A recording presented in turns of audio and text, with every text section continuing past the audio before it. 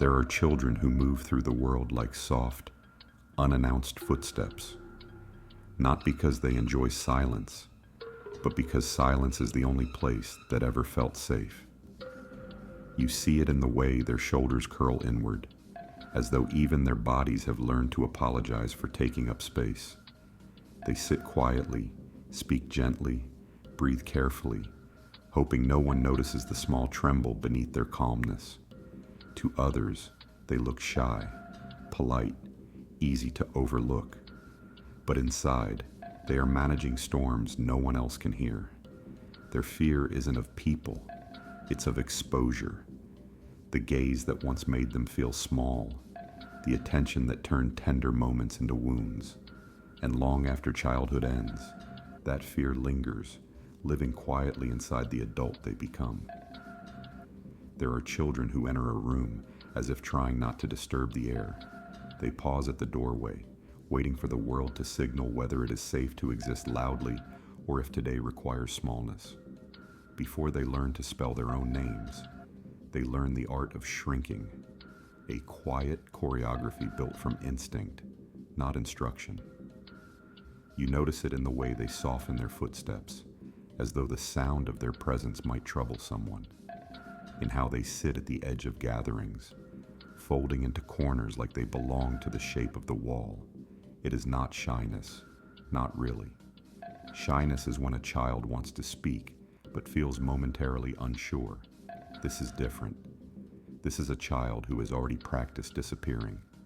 Their silence is rehearsed, polished, almost elegant in its consistency. They do not interrupt, not because they have nothing to say, but because they have learned that their voice often becomes a doorway to consequences they don't know how to manage. For some children, being seen is a neutral experience. For others, it is a warning.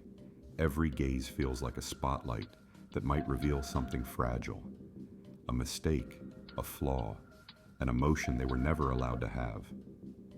So they retreat, not outwardly in dramatic gestures, but inwardly, in the small tightening around the shoulders, in the careful way their hands stay still on their lap, in the soft, "it's okay," when something hurts them. Adults often praise these children. They call them easy, low maintenance, wise for their age. They marvel at how quiet they are, how well behaved, how little trouble they cause. But they rarely ask what kind of world taught a child to be this gentle with themselves, as if even their existence must not disturb the balance of others. Sometimes, the child learns to read emotions the way others read books. They scan faces for signs of tension. They listen to the tremor in a parent's voice, the sigh halfway through a sentence, the tightening of a jaw. And before anyone asks anything of them, they adjust, smaller, quieter, less visible. This is how shrinking becomes a survival skill, not by force, but by repetition. 100 small moments teach them that blending in keeps the peace, and peace to a child is oxygen. Most people will never notice the invisible mathematics happening inside their mind. The calculation of, will this bother someone? The hesitation of, is it safe to ask for help? The soft withdrawal when someone turns toward them too quickly. These children do not hide because they want to, but because their nervous system memorized the shape of caution long before their language caught up.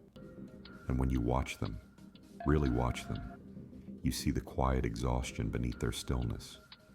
You see how they brace before answering a question, how they lower their gaze when a compliment lands too close, how they prepare themselves for disappointment even when none is coming. They are young, but they carry an old kind of fear, the fear of being seen in a world that has not been gentle with their visibility. Every once in a while, their true self slips through, a quick laugh, unfiltered and bright, a sudden burst of curiosity, a soft confession whispered because for a moment they forgot to shrink. And then, as if startled by their own openness, they pull back again, tucking themselves safely behind silence. This chapter is not about what broke them. It is about recognizing the quiet ways they learned to survive. The world rarely hears their story because they rarely allow themselves to take up that space. But if you listen closely, you notice that every quiet child is not quiet for the same reason. Some are quiet because they are thoughtful. Some are quiet because they are afraid. And some are quiet because they learned, before they even understood the lesson, that being invisible is what keeps the world calm around them. This is where their story begins, not with words, but with the spaces between them. Quietness never appears out of nowhere. It settles into a child slowly, like dust gathering in corners that no one thinks to clean. And by the time anyone notices it, the silence has already become part of who they are. A shield, a hiding place, a soft room where they can breathe without fear of being watched too closely. Where does it begin? Often, in moments so ordinary that adults forget they ever happened. A raised voice, a slammed door, a parent who apologizes with actions instead of words, leaving the child to interpret the storm without explanation. A home where attention comes only when something is wrong, and affection feels like an accidental blessing rather than an expected warmth. These children learn early that the world around them is unpredictable. And when the world is unpredictable, a child adapts by becoming predictable themselves. Quiet, compliant, careful. The kind of child who won't add friction to an already fragile household. Sometimes it begins with emotional neglect, the kind that leaves no scars on the skin, but deep marks on the mind. Not cruelty, not violence, just an absence. A parent too busy, too tired, too overwhelmed to notice the small emotional offerings their child tries to give. A drawing placed on a table that no one looks at. A story cut short by a distracted A question answered without eye contact. Children do not know how to interpret absence, so they create meaning. Perhaps my thoughts aren't important. Perhaps my joy is inconvenient. Perhaps I am too much. And so they shrink, believing that smaller children take up less emotional space and therefore cause less trouble. They learn to sit quietly in the background, becoming observers rather than participants in their own home. Other times, the quietness begins with being the responsible one, the child who senses the heaviness in the family and decides, without ever being asked, that they must not add to it.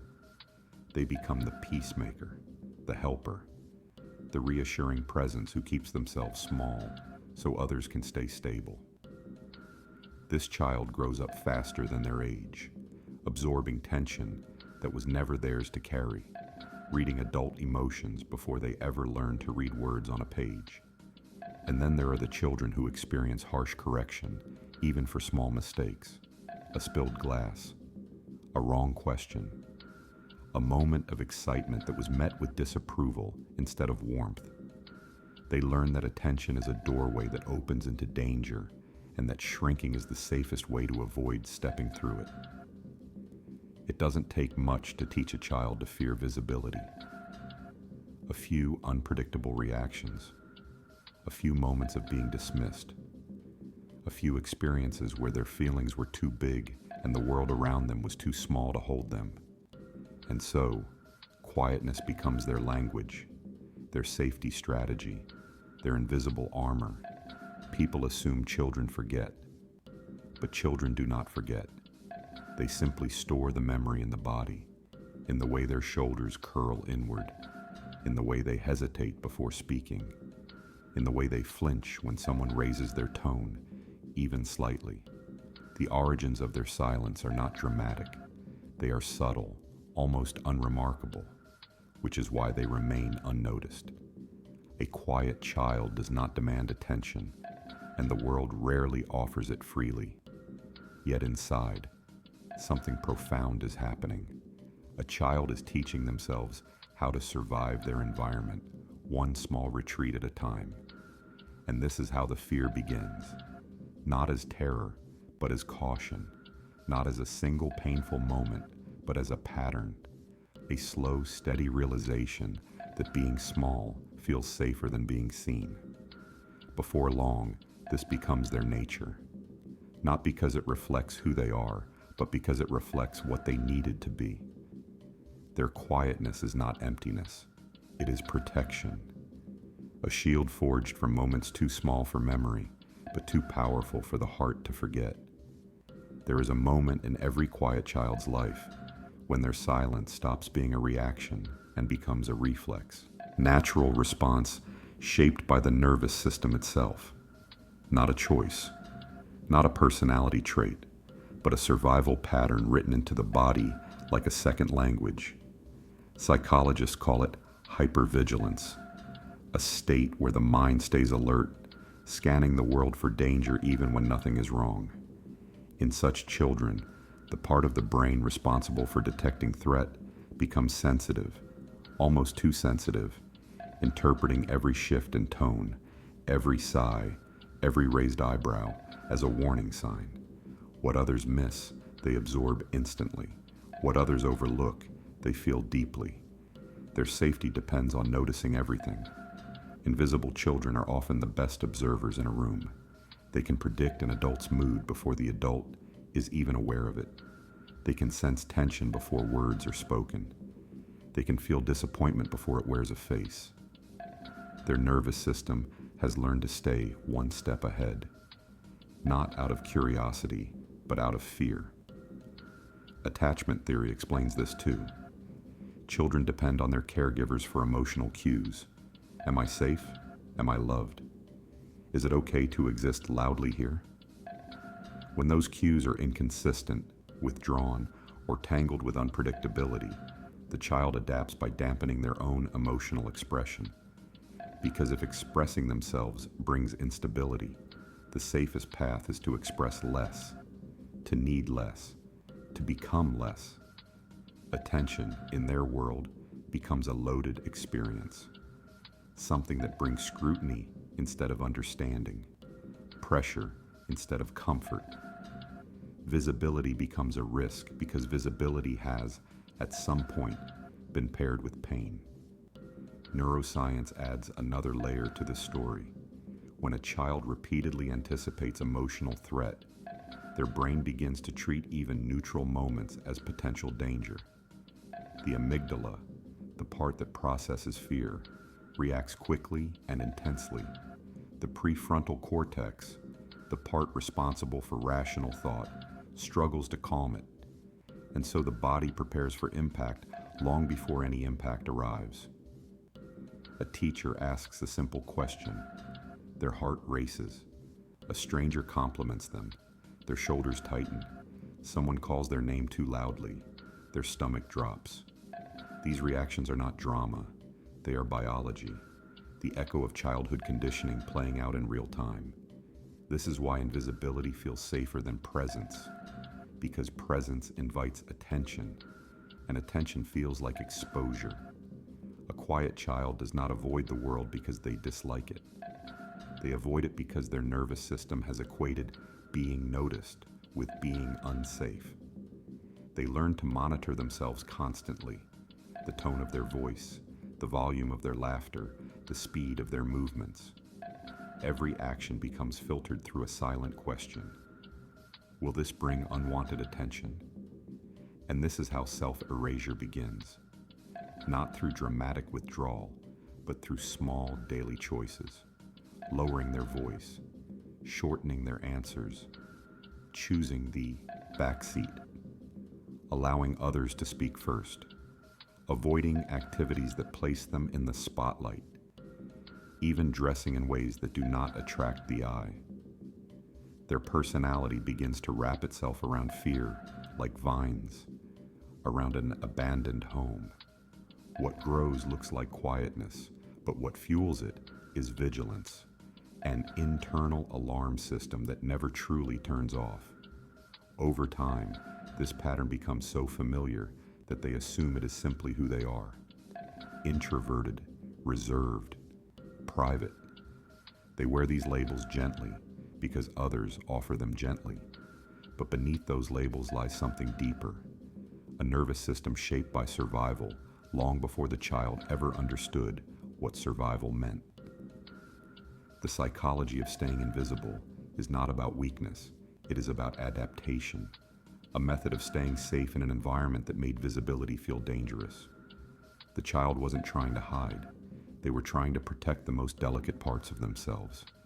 And as they grow older, this invisible armor stays with them, quiet, heavy, and deeply misunderstood. When a child grows up learning to shrink, their adulthood becomes a quiet battlefield, not one that others can see, but one they feel in every moment of closeness, every unexpected compliment, every gentle attempt from someone trying to understand them, because part of them wants connection, deeply, sincerely, achingly. But another part has never forgotten the old rule. Being seen is not safe.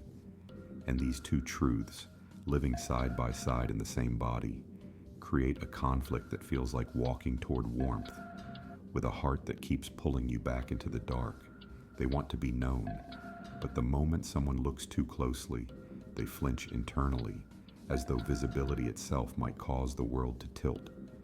They crave intimacy, yet shrink from it, like someone placing their hand near a flame, drawn in by the glow, pulled back by the memory of being burned. Praise makes them uneasy, not because they think they are unworthy, but because praise is a form of attention, and attention has always carried sharp edges. A simple compliment can unsettle them in ways they cannot explain. It makes them feel examined, exposed, as though they have been pushed into the center of a stage they never wanted to stand on. So they deflect. Oh, it's nothing. It wasn't a big deal. I just got lucky. They reduce themselves before anyone else has the chance to, because if they shrink first, no one can shrink them further. Relationships become complicated terrain. When someone cares for them, genuinely, consistently, they feel both comforted and suspicious. Comforted because their nervous system has longed for stability. Suspicious because their nervous system does not trust it. They wait for the moment the warmth fades. They anticipate disappointment even in peaceful moments. They read silence not as calmness, but as danger. Because in their childhood, silence often came before the storm. Love, to them, feels like standing in sunlight with the memory of rain still dripping inside their bones. They know warmth exists. They know connection is possible. But the body remembers what the mind tries to forget. This is why some adults seem emotionally distant even when they long for closeness.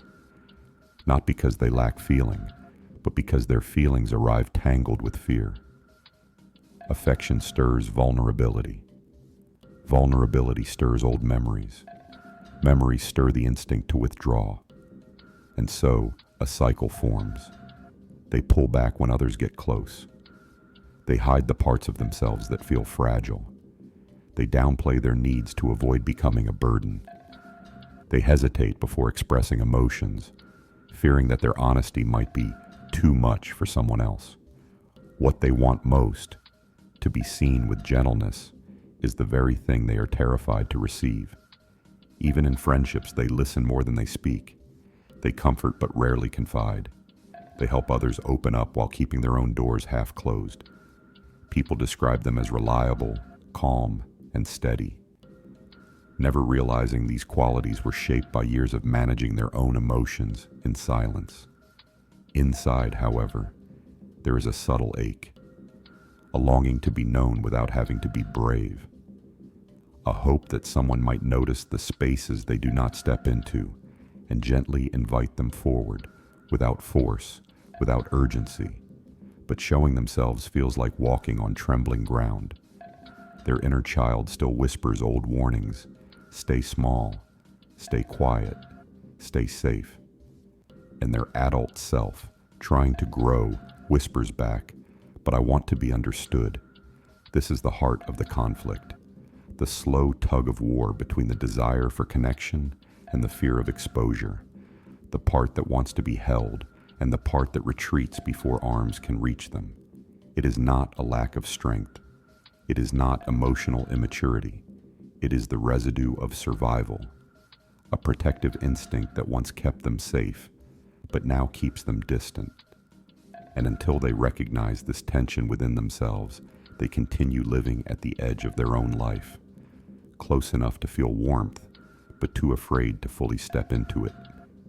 There comes a moment in every quietly invisible life when the old strategies stop working. A moment when shrinking no longer keeps them safe, and silence no longer shields them from the world.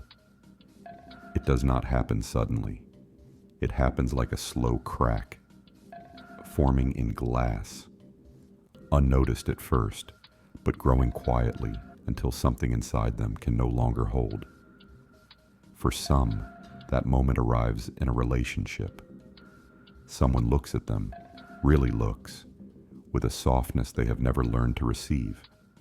And instead of comfort, they feel a tremor beneath their ribs, because being seen, even with love, awakens the very fear they spent years trying to bury.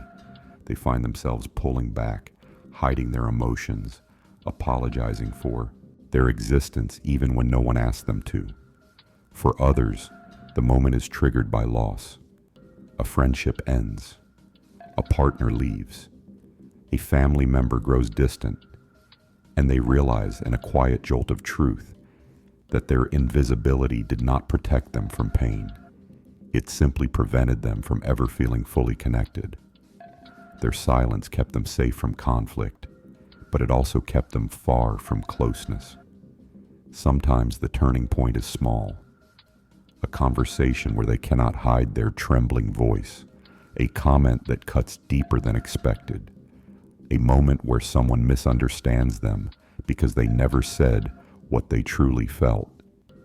And suddenly, the cost of disappearing becomes clearer than the comfort of it. Life has a way of nudging even the quietest children into the center eventually. A promotion requires speaking up. A partner asks for emotional honesty. A friend asks, "Are you okay?" and waits too long for an answer. And the old reflex, staying small, begins to clash with the life they are trying to build. Inside, a soft war begins. On one side was the child self, whispering familiar warnings. Stay hidden. Don't draw attention. Silence is safer than truth. On the other side is the adult self, quietly longing for more. I want to be understood. I want to belong.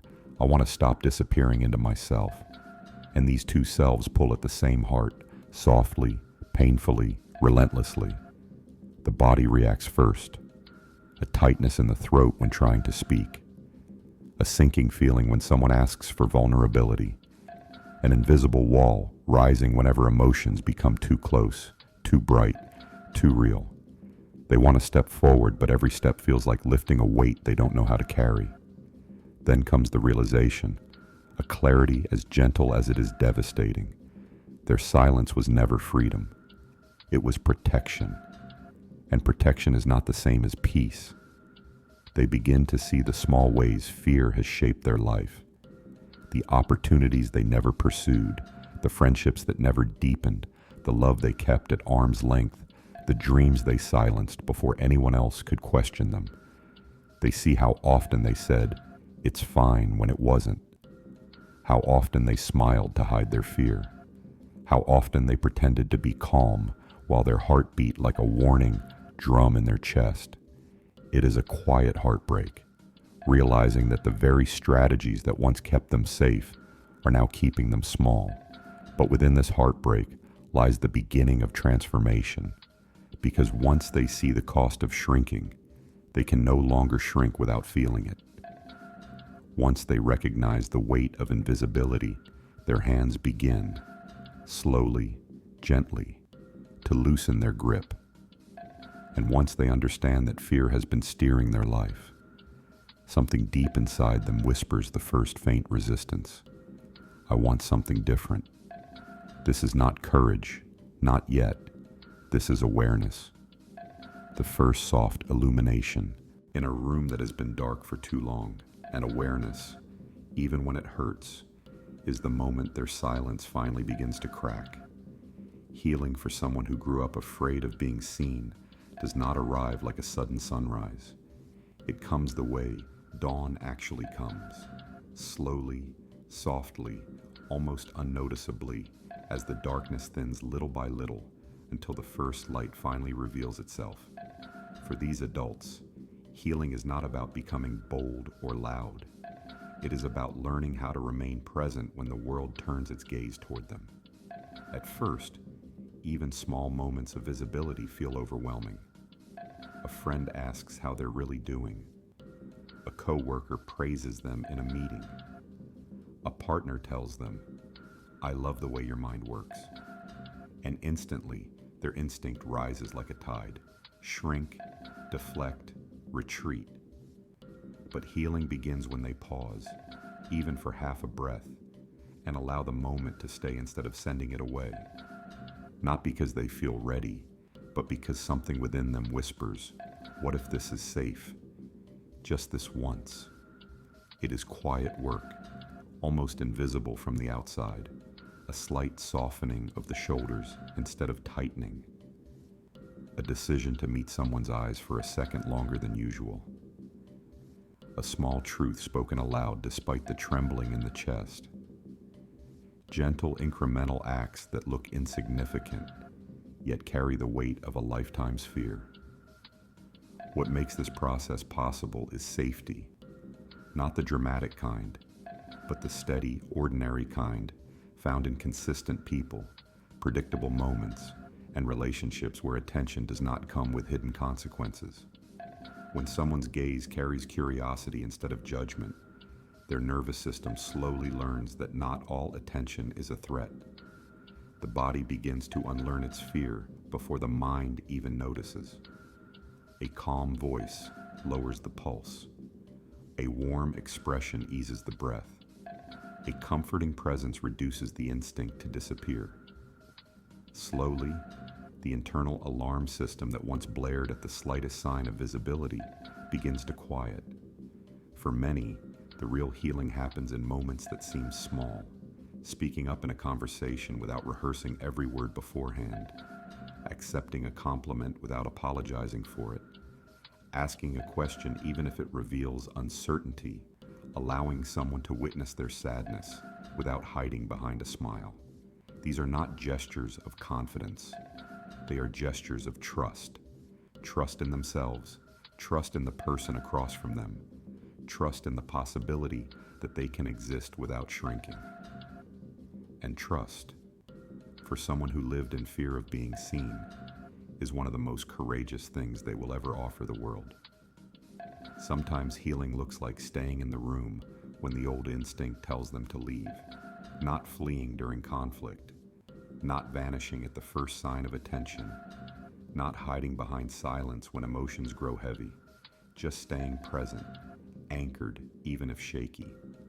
At other times, healing is about allowing themselves to take space, not to overshadow others, but simply to exist without apology, to speak without monitoring every reaction, to breathe without shrinking their lungs, to ask for what they need, even if their voice trembles. There will be setbacks, moments where the old fear rises like a familiar tide, pulling them back into the comfort of invisibility. But even during these slips, something has changed. They feel the pull consciously now. They recognize the reflex instead of obeying it blindly. And awareness is proof of transformation. This process does not erase the fear, it quiets it. It softens its edges. It turns it from a ruler into a reminder, a small signal from a younger self who once needed silence to survive. Healing for them is learning to stay present not because they no longer fear being seen, but because they are beginning to trust that visibility does not have to hurt. It is learning that attention can be gentle, eyes can be kind, and the world does not always break what it notices. And in that slow learning, the child who once had to disappear begins to find a life where they can finally exist. There is a quiet moment at the end of every long journey of fear, a moment where the world feels wider, but the heart feels calmer, as if something inside has finally loosened its grip. For the child who grew up afraid of being seen, this moment does not arrive as triumph or applause or transformation that demands to be witnessed. It arrives softly, like someone finally turning toward themselves after years of looking away. It begins with a realization. They no longer disappear as quickly as they once did. Their shoulders sit a little higher. Their voice carries more steadiness. Their presence feels less like a shadow attempting to avoid light and more like a quiet person allowing themselves to exist openly, not loudly, not performatively, just as they are. What they begin to understand is that visibility is not a stage. It is a state of being. It does not require performance, only presence. And presence is something they can offer themselves, slowly, consistently, gently. When they look back, they notice how much of their life was lived in the margins, how often they softened their edges to fit into spaces that were never meant to hold their truth. But now, with clarity that feels almost tender, they start reclaiming the parts of themselves they once abandoned. The curiosity they quieted, the joy they muted, the opinions they hid, the emotions they swallowed. One by one, they gather them back, like scattered pieces returning to a center they forgot they had. And something beautiful happens. They begin to meet themselves with the gentleness they always reserved for others. They realize they can be their own safe space. They can be the calm they long for, the steadiness they sought in unpredictable rooms, the presence that never turns away. This is not healing through force. This is healing through recognition. They recognize the child who tried so hard to stay unnoticed and offer them compassion instead of correction. They recognize the adult who learned to hold silence because no one held their truth and offer them patience instead of pressure. They recognize the longing to be seen and no longer meet it with fear, but with a soft, cautious welcome. Returning to the self does not erase the past. It honors it. It acknowledges the skill it took to survive, the wisdom hidden inside their quietness, the strength woven into their caution. They were never weak. They were protective. And protection was love, even if it came wrapped in fear. Now when someone looks at them, they do not flinch as quickly. They allow their gaze to land gently, to linger without threat. They let themselves be witnessed, not as a performance, but as a presence. They speak with more honesty, not loud, not forceful, but true. Their words come from a place that no longer trembles, a place that has learned that being known is not the same as being harmed. And when vulnerability rises, because it always will, they breathe through it instead of running from it. They let the world see pieces of them without expecting it to collapse. They let love reach them without shrinking from its warmth. They allow joy to take up space in their chest without apologizing for the sound of their laughter. This is what returning to the self looks like. Not a dramatic unveiling, but a gentle emergence. Not a sudden transformation, but a slow unfolding. A quiet acceptance that they deserve to exist without shrinking. And in this acceptance, the fear of being seen becomes something softer, a memory, a reminder, a part of their story, but no longer the author of it. By the end, they are no longer the child who had to disappear. They are the adult who learned how to stay. And in their calm, steady presence, a new truth begins to take root. Being seen is not the place where the hurt begins. It is the place where they finally return home.